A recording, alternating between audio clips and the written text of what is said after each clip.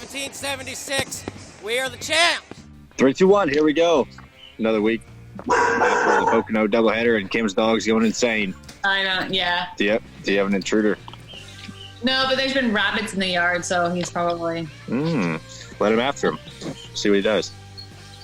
This morning he didn't go after him. He had to pee so bad. He saw the rabbit, peed, and then by the time he was done, the rabbit had slipped under the fence. He ain't gonna catch a rabbit anyway. I feel like rabbits have been a big problem here recently. I've got like at least two that have been running around in my backyard.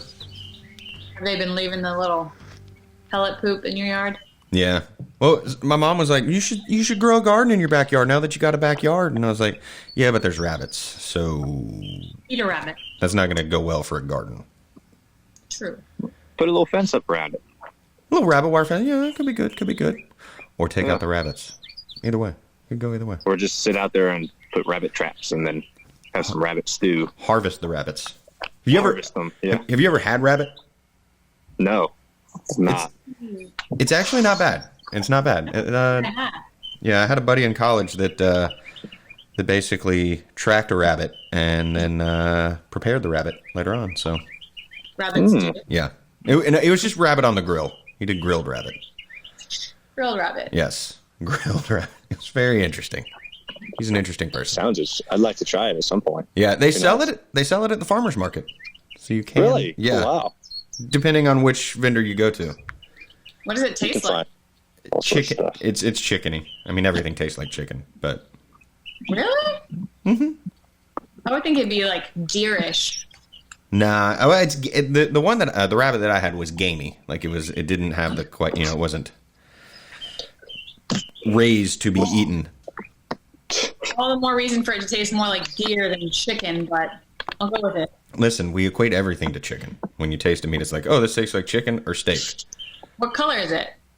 It was sort of, from what I remember, and this has been 10, 15 years, it was that sort of porkish, whitish, chickeny color. So you just saw the color of the meat, and your taste buds are already thinking, like, your mind's thinking, like, oh, this is going to taste like chicken. Yeah. So it's already in your head. Right. Yeah. Fun fact. Something new every day. Yeah. Yeah. They Fun could. fact. Pocono's got a lot of wildlife and all that stuff up there. You see that transition that I did? They showed a fox on the broadcast. They did. And I about smoked a deer in my car on the way to the track Saturday morning. I have killed a raccoon on the way to the track up there. Yeah. Yeah. It was very close. It was raining. Deer was freaking out. Didn't know which way he was going to go. But luckily, he went the right way. That would have been the worst. Didn't kill him with my Ford Explorer. I think I had an Explorer. I was going to be exploring the carcass of a deer. At that point, it would have been a Ford Exploder. Chuck's got jokes. Hey, that's what we are on this show. We are jokes. Or we are How was joke. y'all's weekend, Chuck? I know you weren't there. Kim was there. What did you think of the doubleheader? Tripleheader, actually, on Sunday. Yeah. It was a long day. I got 18,000 steps in on Sunday. So, a lot. The truck and the Xfinity race, it was like the truck race, what was it, like a record number of cautions? And I was like, guys. And then I feel like the Xfinity series was like, watch the truck race and was like, hold my beer, let me show you what we can do. So we were basically on air nonstop from 9:30 a.m. until almost 9 o'clock when the cup race was done. Yeah. It's kind of like a little mini version of Memorial Day weekend with 3 races in one day. Yeah. Breakfast with the trucks. I did. It was cool that the truck race was so early, so because I like breakfast in racing. Yeah. Wheels and grits. No, it doesn't quite work as well as the other version of grits and that other thing. It was an interesting couple of races before the cup race on Sunday. I do. Yeah. What were you watching them up there? What was your reaction watching the truck race and then the Xfinity race there, Ryan? A lot of tore up stuff for sure. They were ready to race, ready to go. they were sitting around, for a little bit, and it was, exciting. And the races were good at the end for sure. A lot of twists and turns from, the leader of the truck race blowing a tire, and then Briscoe blowing a tire in the Xfinity race, but Briscoe coming back and saving it and ended up winning it. It was exciting. I enjoyed watching them on the same day. I mean, how do you think it feels to be Brandon Jones, to go from the highest of highs to the lowest of lows? You'll have that. I had that happen to me before. We won a truck race, and my first truck race I won in 2012 at Iowa, on top of the world, whatever. Next week we go to Kentucky and I wreck in practice. And it's like, okay, well, this is cool. Like, shows you how quick they can turn around on you, whether for the better or worse. Yeah, his was only an hour. Yeah. But yeah, stuff happens. Roller coaster of emotions. Well, glass case of emotions. Hey, speaking of the roller coaster, when you've got 2 races in 2 days, what was that after the first race? What's the debrief like? What are you guys talking about? What are you going into to head to that Sunday race? How did you approach the weekend? Was it like this is one big race, or this is 2 individual different things? Well, they're 2 individual different things, I thought. Actually, that you can almost, you don't want to say the first race was like a practice session, but it kind of was. It was a race, obviously, but you're actually able to debrief and talk about the changes you're going to make for tomorrow. So it almost felt like the first practice we've had in a long time. But yeah, those were good discussions. It kind of got you back to almost a normal feeling weekend. But no, it was good. It's just nice to be able to go back and after the race and figure out what you need to do to be better, and actually hang out in the garage for a little bit. After the first race, we drove our cars back to the garage, and it was nice just to be in there. I haven't set foot in a garage in months, so it was nice to be able to hang out in there and not get kicked out if you were in there. But yeah, it was almost like a big practice session, so that was nice. And a lot of teams I thought got better for the second race, which is understandable because you actually have time to think about it. Well, it was. Go ahead, Kim. Sorry. No, go ahead. The lengths of the races I thought were perfect because the strategies were like crazy. Everybody was like on a different strategy, it felt like. Yeah, it was weird. You had like 3 different groups of strategies that were going on, and any one of them could work out. You're almost banking on something to work out in your favor, whatever strategy you did. So Saturday's race, our strategy didn't work out. We had a caution where we didn't need it, and then Sunday's race didn't work out, our strategy, because we had a caution when we didn't need it, but I was involved in the caution that we didn't need. So that I kind of put ourselves in a hole on that one. That was, I mean, it's never good when somebody wrecks, but I will say that our camera guy, CJ, was in the right place at the right time and got the only angle of that incident. Like, TV didn't get it at all. Yeah, really? It was unfortunate. I saw that angle, and it was like a close-up of the 18 and me flying in there, and they didn't show the lap car. We could we could see it. Like, when Strickland and I were watching it, you could see the lap car, and you could kind of tell that had kind of hemmed in Kyle, so it was kind of one of those. Yeah, well, what happened was we were racing Kyle pretty hard because we were on the same strategy as Kyle. It was like me, the 18, the 19. We're on the same strategy, and we were leading in the second stage, and we all came in. All of us were top 3, and we all came in, and we're on the same strategy. And he came out in front of me, so we were racing the heck out of him for like 15 laps because, I mean, we both knew what we were going for, so he wasn't going to let me go. So we were trying to pass him, and came up on, I don't even know who it was. It was a black and pink car, 53 maybe, and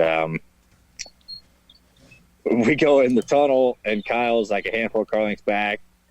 And the 53 like enters low and then is like in the middle of the racetrack, just not really aware of his surroundings at all. And so Kyle was going to go high, and then like last minute 53 faded out. So Kyle checked up and went low. And at the same time, I'm laying back to try to get a run on both of them to try to get Kyle. I thought that was an opportunity. And I didn't expect Kyle to just stop and turn left after he committed high. And then we just got together. So that sucked. He ended up getting wrecked, but his lap car kind of jacking everything up, not being very aware, which is unfortunate, but you'll have that. I can't believe Kyle hasn't won yet. He was not that happy at the Care Center. but he wasn't like angry. He like had a weird answer too. When I asked what happened, he's like, I know exactly what happened, but I don't want to say it because I don't want to get, grief from my team or fans. I didn't know exactly what he was talking about, but he said that whatever he says, he'll get ridiculed for it either way, was his response. And I ended up putting that in the recap that's on NASCAR.com. But it was interesting because I forgot what show it was that we were working on where we were talking about this, and Kyle Busch was doing better in the second race because, like you said, that sort of the first race acted kind of like a practice session, and he was doing better. And is Kyle, are some of these other drivers, like, did they do better in the practice situation where you have a good car and it's decently set up, but you fine tune it during practice? And is that hurting any of the drivers in the competition? I think it can hurt anybody. No matter what it is, and practice just helps you out. And, either you hit it right off the bat, you can tune on it, or you're way off and it's harder to tune on. So, but yeah, I agree with him that, practice is going to help everybody out, just kind of having 2 50-minute practices to kind of talk about what you need to do and prepare for the race. That's going to help everybody out. But, some teams might hit it maybe a little bit better right off the bat than others, but I think that's a weekly thing. Like, we've been way off at the start of these races sometimes, and we've gotten better, or we've been really good to start and, stayed pretty good. So it's just kind of, but yeah, I think, practice definitely would help everybody out. Sure. I felt like there were a lot of like scuffles that didn't get attention. Not like rivalries, but like Justin Haley and Riley, and then Gragson and Snyder. Apparently there was a scuffle in the garage after the race, and then Boyer and Bowman, and I don't feel like any of those really got that much attention. Well, I kind of wonder, I was thinking about this, the Boyer-Bowman one, and then the wreck, like Blaney and Kyle Busch getting together, the fact that it wasn't covered as much on the broadcast.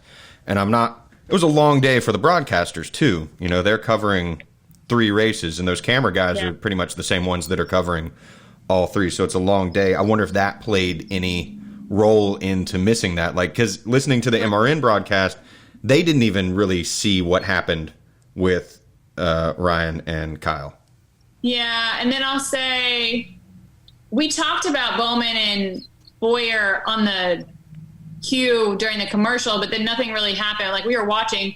I will say somebody told me after the Xfinity race that Gragson and Snyder got into it in the garage, once they had parked their cars, but we had already started our cup coverage, like it would overlap. So like we didn't have, plus we're not really supposed to be in the garage. So it's not like when you don't have the cameras that are covering like normal too. What happened with Boyer and Bowman? I didn't even hear about that. They were drag racing to the line at the end and got into each other a couple of. It looked like Darlington, Kyle or Kurt and Ricky Craven. It looked like that kind of finish where they were just bam, bam, bam. Yeah, but then after the checkers, they continued for a lap, dooring each other. So I guess they just weren't happy. Yeah.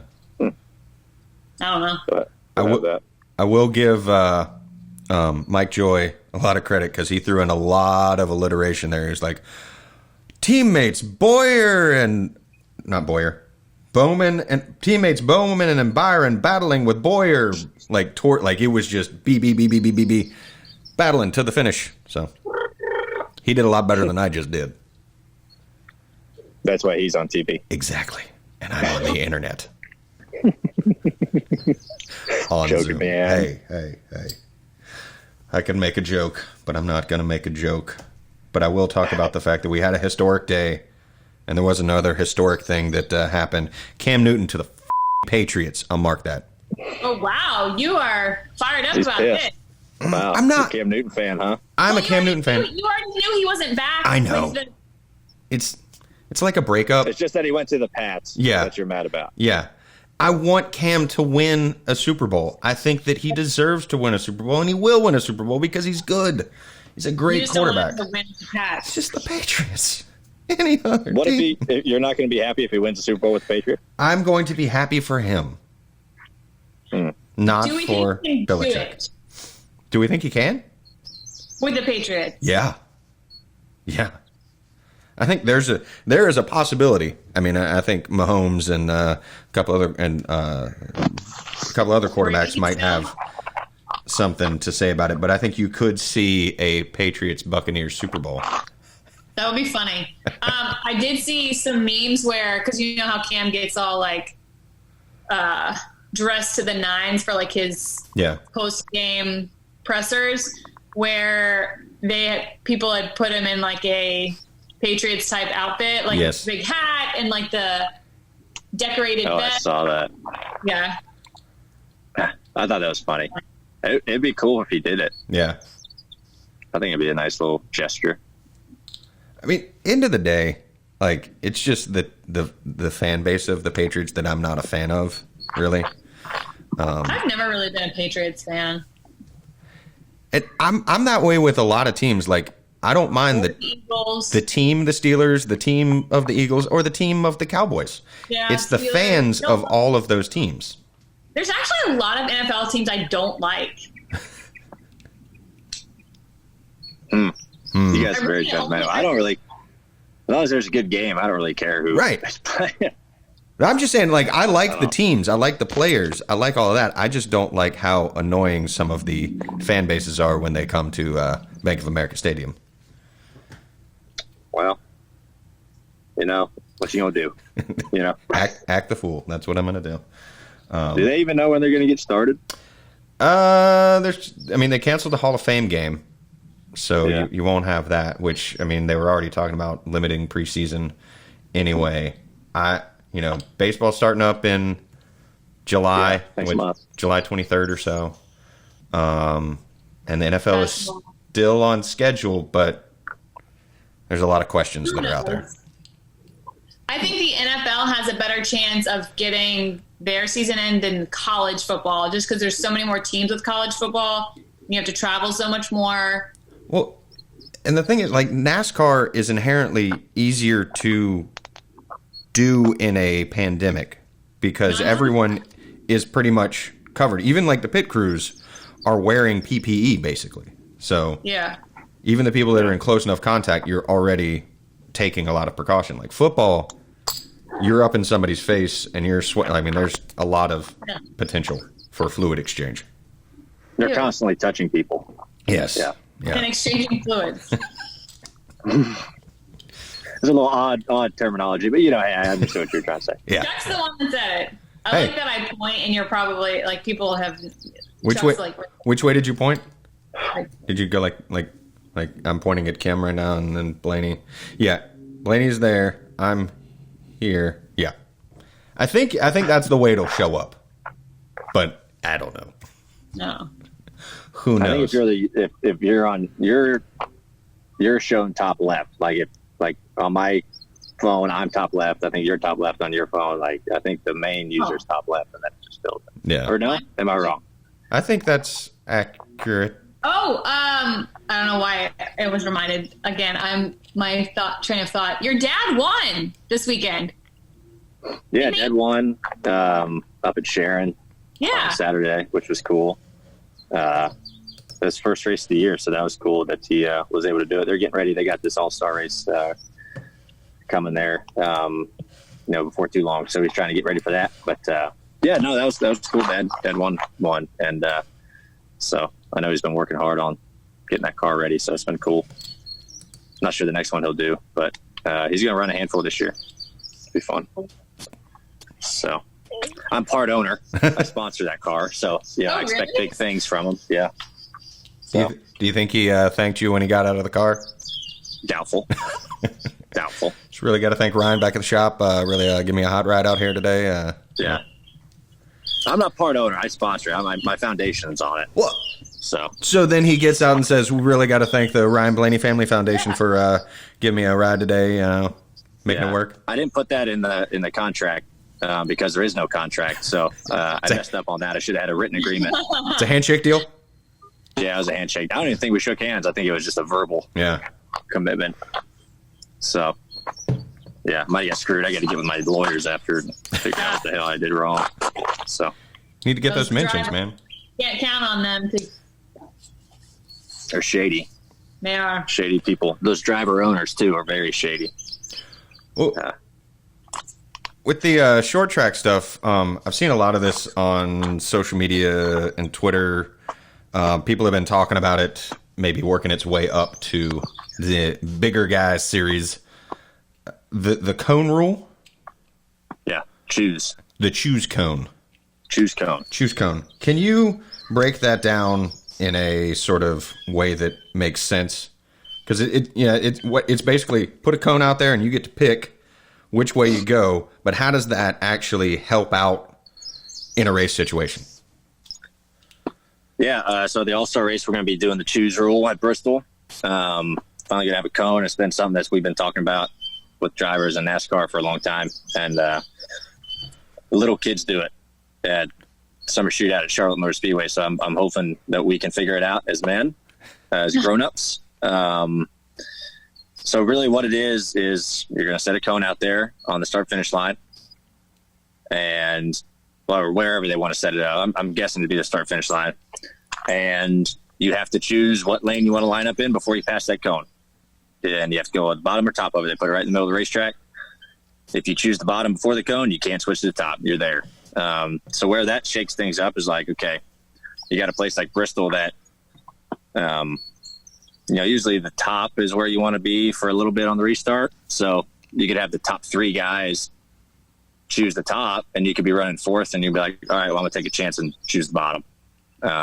It just gives opportunity if there's a preferred lane racetrack, and guys like at Martinsville, 3 or 4 choose the bottom. You can be like, all right, I'm fifth. I'm going to try to get a hole and take a chance. It's just taking a chance, and it makes it exciting, So I think on short tracks, it's really cool to do, whether you do it on mile and a half or not. I don't think you need to. But I think there's multiple tracks I feel like you can do it, but it's pretty simple. It's just, it's an option for someone to take a chance. If people want to play it safe and choose the preferred lane, someone's going to jump up there and try to get some spots and hope for a hole or things to work out for them. I think it's good. It's finally nice that we're doing it. I want to get the job as the guy that walks out and sets the cone out. Like, I think that'd be fun. Just walk out there and like make a show of it. Like, here is the cone. Do not choose poorly. That's right. Yeah. That's right. Yeah. So it's like I said, little kids do it in the summer shootout. So hopefully that grown-ups can make work and understand it. You say that. Yeah, say that, but it'll probably go wrong. Someone will probably hit the cone, and it'll be a whole big deal. And the cone will for sure get hit. Yeah. Well, I mean, NASCAR could always do what we've done with the cone at Pit Road Entry and just paint an orange painted box. You must have all 4 tires below the orange painted box. Oh, then you'll have people running over it and be like, no, I was here. I think they need to keep a cone up anyway on even the pit road box, because then there's no question. There's no argument if you hit it or not. Yeah, there's stuff like that all the time. I'm like, oh, it was all 400. Like, no, it's always an argument. If you hit it, you move the cone. It's stuck in your wheel well. I see the orange cone right there, right now. Yeah, I didn't hit it. It's in the left front. Yeah. You definitely missed it. Yeah. It's wedged under the splitter. You hit it dead on. Yeah, dead on. Yeah. But I think it's exciting. I'm pumped up to see how it's going to work. It'll change a lot of things up. I just think the All-Star Race at Bristol is going to be cool. Yeah. I mean, that's definitely going to be interesting. Really exciting one. So. They announced the format, yeah? Not that I've seen. I couldn't remember. I don't believe so. 90% sure they haven't. That's what I'm curious on. Yeah. Especially with it being a short track. Line them up and let her rip. Yeah. It's Bristol. I mean, what they're going to do. It's Bristol. Like, I do think the Open is going to be way more fun. Not that it wasn't fun at Charlotte, but like short track racing and the Open and racing into the All-Star. I just think it potentially sets up the Open to be way more dramatic. I mean, I think we've talked about it on here before. I'm a fan of moving the All-Star race around because I think it showcases all-star talents on different types of tracks. I think so. I think you should move it every couple of years, if not every year. Just go to different parts, and there's plenty of racetracks on the close to home that you can go to. That's a lot that you can make it work. But I agree. Hell yeah. I agree. Hell yeah. Hell yeah. You talked about sponsorship earlier, and I have to give a shout out to one of your sponsors, Menards, as we come back from commercial break. I got by an ad the other day during one of the ARCA race. They had a deal on face masks for like 50 face masks for $30 or $35. Wow. I was like, What? Yeah. You could make a profit and resell those. I know. I'm not gonna. I'm gonna keep them like in my car because now North Carolina Save big has money. North Carolina's Although, said are they wear the mask. disposable kind? Because I've Yes. seen where like that's causing a problem How's that causing a problem? environmentally. Like people are just Oh. like throwing them, and they're ending up in like the oceans and in like the parks. And Yeah, dispose of your mask properly, people. Please. Don't just. I have seen on my bike rides. I have seen masks on the ground, rubber gloves on the ground, other rubber things on the ground, like just people just dropping wow. stuff. Oh, I mean, snake skins. They're snake skins. It's a snake skin. people having Balloons. Yeah, balloons, deflated balloons. people having relations in the nature. I mean, there's not as many people around to catch you, I guess. I feel like that's a pretty good way though to get the COVID though. It's relations in People that nature. are probably, I feel like the people that are throwing their masks on the ground are the people that would yell at you for not wearing a mask, but they would just throw theirs on the ground and litter. Probably. I feel like that's a safe I think I'm going to buy a new bike this week, speaking of biking. Ooh, what you looking at, Kim? A hybrid. Oh, there's a couple I'm looking at. Where you looking? Places in Charlotte. The Marin Fairfax one, I'm not going to sit here and talk about bikes because it's going to be like, it's going to put people to sleep. But Yeah. I've heard that a lot of bikes are sold out because everybody wants to ride a bike now because they don't want to do public transit and they have more time on their hands. And Mm-hmm. I'm a little What's a hybrid? like Half street, electric, half bike? Or is it a 3-speed? More like what? Is it 3-speed? Like Yeah, that, 3 gears? 3-speed. I think sometimes it could be 7, but it's like a cross between like a cruiser and a mountain bike. So you can do a lot of different stuff with it. You can get in the gears and get some good gear ratios going and navigate the hills a lot better. Yeah, because I feel like you need some gears when in Charlotte because there's so many hills. Or you really just work on your leg muscles and you can just power through them with that single speed. You just really like. No, Get in there. doing a hill with a single speed is torture. It is. It's like near impossible. I just walk it up the hill. I try and sit down and just ride it up, but like you Do you said, have a bike, Brian? A bicycle? Yeah. No, you have a bike. Do you have a bicycle? No, I don't have a bicycle. Don't own one. Not a big bicycle person. When's I don't the really last live time- anywhere where I would bicycle. There's cyclists that are on my road all the time on Graham because it's not very populated and there's some hills on it and stuff, which makes it safer if they're on these back roads. But no, I don't bicycle. When's Nope. the last time you were on a bicycle? I probably rode a mountain bike about, I don't know, 5 years ago. I rode a mountain bike. That was the last time. I don't even know if I can ride a bicycle anymore. I'm gonna be honest with you. oh, It's Riding been that bike? long. Like there's nothing. No. 3 years ago, I rode bicycles in Amsterdam. That's how we got around. Oh, there you go. That's like there's literally hundreds of thousands, if not millions of bicycles around that city. Yeah. And that's how you got around. We just rented bikes for a few days and you would cycle everywhere. So I think you'd be okay. Because you know Yeah. what they say, it's just like riding a bike. never forget. Yeah. It was good. Riding a little tiny rental bicycle that has gears actually. It was like 3-speed. But riding on cobblestone, not very efficient. Especially if you're a dude. yeah. Especially if what? She said if you're a If you're- dude If you're a If dude, you're- without. Well, that and just it's hard to ride on cobblestone. And yeah, the bouncing on the I have boys had lots of, fun. I have lots of questions about men riding bikes. Okay. Go. I want to know what your question is. I just wouldn't think it's that comfortable. I mean, it's not like it's...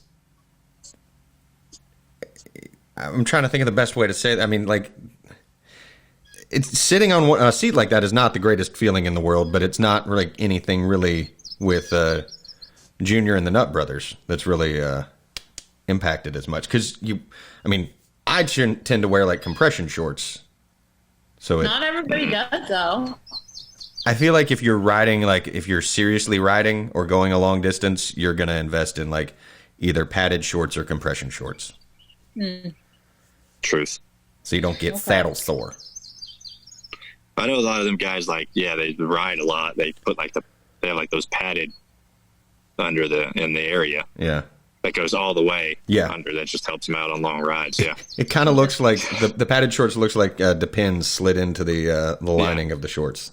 So it comes up and covers and adds another layer of shock absorption. Yeah. Interesting. Yeah.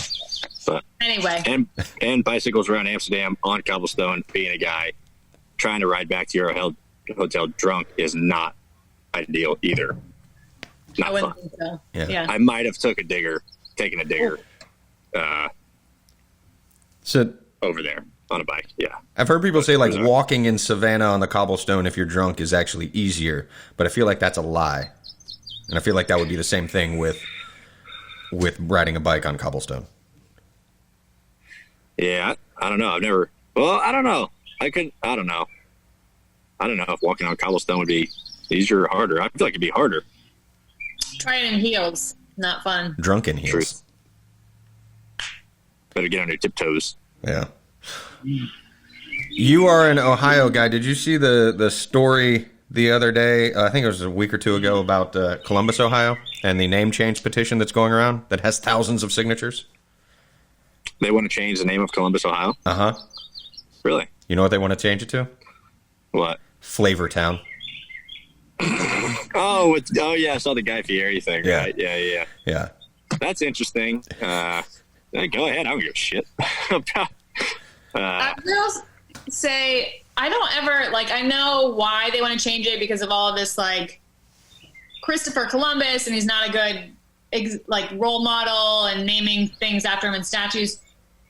I'm aware that Columbus was named after Christopher Columbus, but I really never equate that city with Christopher. I don't even, when I read that, I was like, oh, that's right. It is named after Columbus, but that's never top of mind. But could you see it as Flavortown, USA, Flavortown, Ohio? I think regardless of why you would want to change the name, I think if you're going to change the name of a town, it's like there's a town in New Mexico, Truth or Consequences, which was changed in the 50s to after the game show called Truth or Consequences. So it's now T or C. So Flavortown, you actually would then have a physical Flavortown to go to. I will say Guy Fieri's from there, so that makes sense. And believe it or not, there are some good spots in C-Bus. I've had the best ribs of my life in Columbus at a speakeasy called Light of the Seven Matchsticks, which I think I've talked about here. Also delicious drinks there. And there's a place called Catalina's that does breakfast tacos that are... Do they have a wine? What? Do they have a wine mixer? No. What I was going to say, they're fantastic, F-bomb. And they have pancake balls at Catalina's. Some of the best... Balls you've ever had? About some of the best balls you could ever put in your mouth.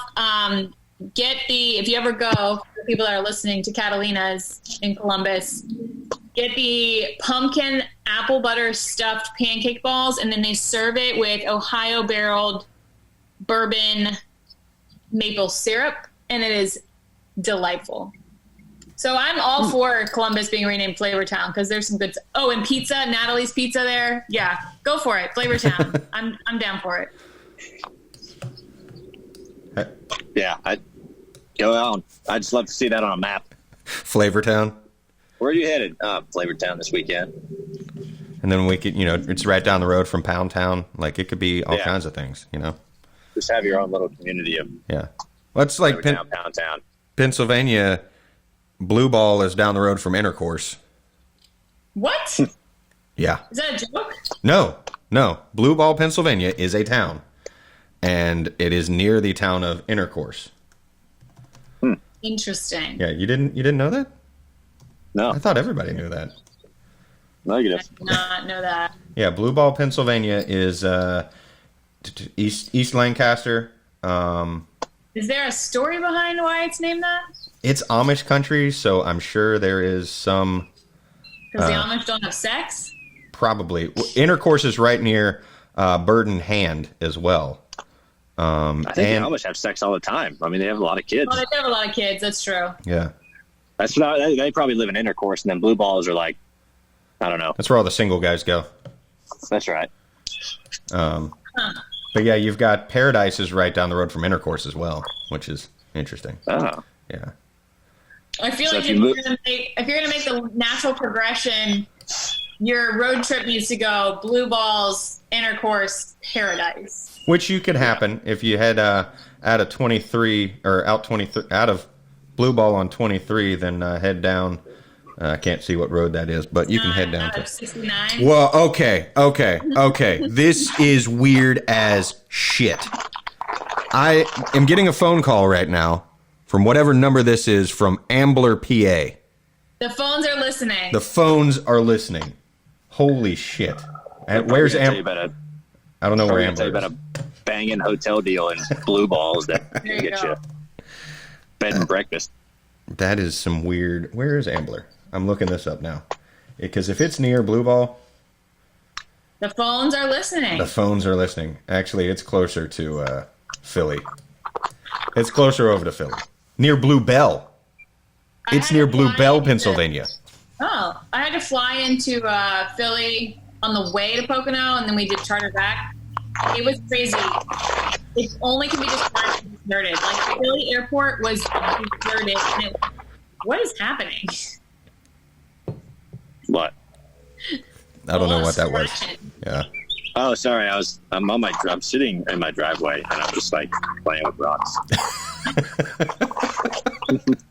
Just sitting here playing with rocks. Playing with rocks. Yeah. Yeah. 4th of July's coming up. Figure we could, I mean, the Xfinity Series is going to be racing on the 4th. Before we get to talking about Indy and all that, did you see that and I heard this last night, which made me think about it. There were fireworks going off in my neighborhood. Have you noticed at all, Kim, and I don't know if you would notice it out there where you are, Ryan, an increase in fireworks being shot off? This is kind of going off of the phone call conspiracy theory thing, too, that they're listening. Have you noticed that at all? I've only heard like one-time fireworks during all this pandemic stuff. Ryan, have you noticed any? Not really. Gunshots. But that's about it. Not fireworks. There has been an increase across the country in like big cities. Why? Part of it, I think, is because people are bored and they're in quarantine. And they're like, oh, I'm going to go buy some fireworks. But like last night, it didn't sound like the normal like 4th of July fireworks. It was like the bigger commercial sounding ones. Like there was people are finding the mortars. Oh, like they went down to South Carolina. Yeah. It's not just like the beep type ones. Yeah, it was can't go to North Carolina. No. North Carolina, they have snakes and sparklers. They're my two favorite kinds. And what are the ones? Whisker Doos. The poppers that you throw and they. Whisker Don'ts. That's what they're called. Poppers. No, they're called I know what poppers. you're talking about, but yeah, they're called poppers. They're called a couple different things. snap I think things? there's like gator snaps are one of them. At least in Florida, they were called gator snaps. Yeah. Now I think from the one thing I read, illegal fireworks calls to illegal I can't talk. Calls reporting illegal fireworks in Boston alone were up 2,300% in May compared to the same period from 2019.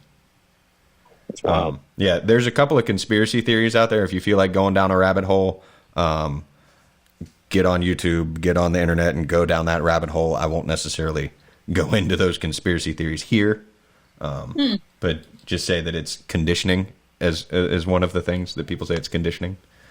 So What, for like Conditioning. the end of the world and hearing gunfire? Something like that. That's one of the conspiracy theories. The most logical one that I think is that people are bored because they've been in quarantine and they're like, I'm going to go across the line, get some fireworks, and set these off.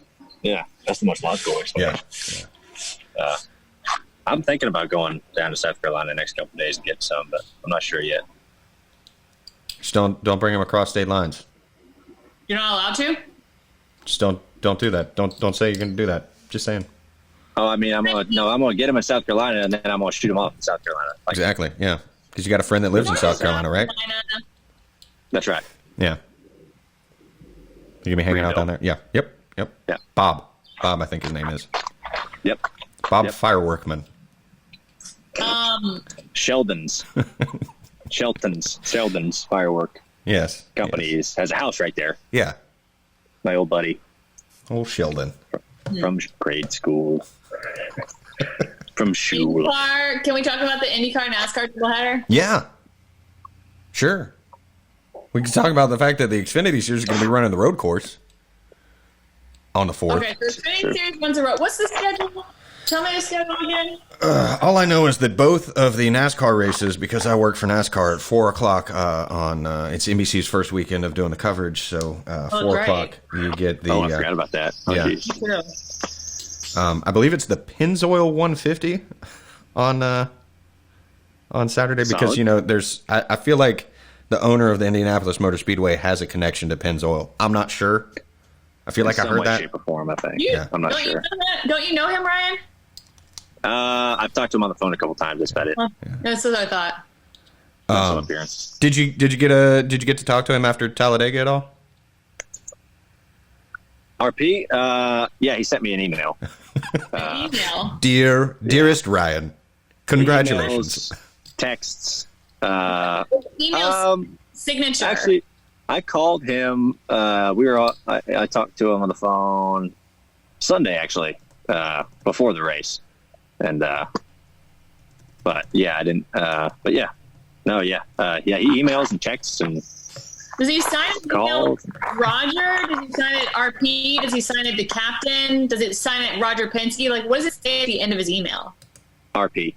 RP. Okay. Yeah, I feel like that varies though. I mean, if he's sending people that work for him emails, he's going to say RP. But if it's like a Penske Corp email, it's going to be Roger Penske, right? Yeah. Or maybe not. Maybe just having everyone RP, like everyone knows. Not sure. But yeah, he signs off RP, and even in his text they say RP. Oh. Okay. So just what he says. He signs his text. Mm-hmm. It's an interesting play. Yeah. Wants to make sure you know. You know. Even though you got numbers saved in your phone, he wants to make sure you know. So it's good. What's his contact? Do you have a contact? You know how like on iPhones you can choose your contact and then share contact picture and share it with people? No, he doesn't have that. No. What do No, he you doesn't have have his that. contact picture as? What do I have his as? Yeah, you know how you can also set people's like. No, his is just like, I don't know. It's just his initials, like RP, like the standard. Yeah. I feel like you need No. to change that. Just have like a captain's hat. Yeah, why not? It'd be pretty cool. Or like a vintage photo of him, like a young photo of him. Yeah. Maybe one of these days. Young Roger Penske. I'll get creative. You asked about it, Kim. The schedule for the weekend. You've got the GMR Grand Prix, which is 80 laps at 12 p.m. The what? It says GMR Grand Prix. But the what? You have to say Grand Prix. Grand Prix. The Grand There you Prix. It's a giant Grand Prix. Grand Prix. Grand Prix. 80 laps, and that is at noon, which will kick off the Indy NASCAR triple header weekend on NBC, 3 p.m. Local. So that's 1 p.m. Eastern is that. Then 4 p.m. Eastern is the Pennzoil 150 at the Brickyard. And then Sunday at 4 p.m. Eastern is the Big Machines Hand Sanitizer 400 at the Brickyard, sponsored by Big Machine Records. I don't have to work it, but I also don't know if there's restaurants open or if they're for takeout, but for those of you, I guess Ryan's the only one, Ball and Biscuit in Indy is delightful, and they do bacon on a stick. Mm. And they have like 3 different flavors, and it's super good. But again, I don't know where they are in their phases and takeout and dining, and they also have good bourbon there. Like down in the city? I mean, it's not that far away. The track's in the city. I forget which part of town it's in. Hold on. Yeah. We can have a ball and a biscuit, sugar. We get there Sunday morning and fly home Sunday night. So. Oh, you're going right in. I forgot you guys are doing that. Well, for any of the listeners. Yeah. So I'm just going to St. Elmo's. That's my favorite restaurant in Indy. Yeah. St. Elmo's is killer. You gonna watch the Xfinity race on Saturday? See how the road course goes? Yeah, I'll watch both of them. Another full day of racing. Yeah. What's the road course? Yeah, the Indy road course. Because I know they get a little bit of practice. Yeah. I think they're going to give them a little bit, which good. I mean, you can't just send them guys out. Go. Them guys have really been on it. I think Cindric's the only guy who's run on it. Something. Di Benedetto has, but he only was testing because he wasn't going to be running in the. I think they were using him as a neutral third party. Yeah. I think Cindric's run on it in like a sports car or like a Indy Light or something. But he knows layout. Be interested to see. We were talking to Cole Pern yesterday, and he was talking about the fact that like normally at Indy on the weekend you get a lot of rubber buildup because the Xfinity cars are going on the same circuit, and now that's going to be thrown off. They're going to be going the wrong way, turning this way, turning that way. So it'll be twists and turns at the Brickyard. Did wild. Cole move back to Canada? Where's Cole living? He lives in Canada. He's up in Canada. Yeah. He owns a ski resort in Canada, doesn't he? He's running one, yeah. Yeah, he's running a ski resort. Or running a ski resort, yeah. Yeah. And he's doing stuff on NASCAR.com, which you can check out on NASCAR.com. Yeah. I knew he was doing that. I didn't know he owned a ski resort. That's pretty badass. Yeah. Huh. Hitting the Good slopes, for Cole. Man. I always like Cole. He's a good dude, and he's got some really good insight. I'm plugging the hell out of the Cole Pern segment. It's fun to cut though. Like it really is, because you've got Cole Pern. If you're not following him on Twitter, you have Unleashed Cole Pern. Like Cole Pern that is not affiliated with a team, who is just saying, "Here's what I think," and I think that's an awesome take to have. They're good hot takes from Cole Pern. Hot takes. Speaking of hot takes and hot cakes, is it about time to hit the old dusty trail? The dusty trail, the Oregon Trail. Yes, I think it is. I'm hitting the button. You got talking about hot takes, and it reminded me of hot cakes, like pancakes, and Kim was talking about bacon on a stick, and it's making me really, really hungry. Yep. I'm getting hungry too. I'm starving. So I did some fried green tomatoes last night, which were tasty.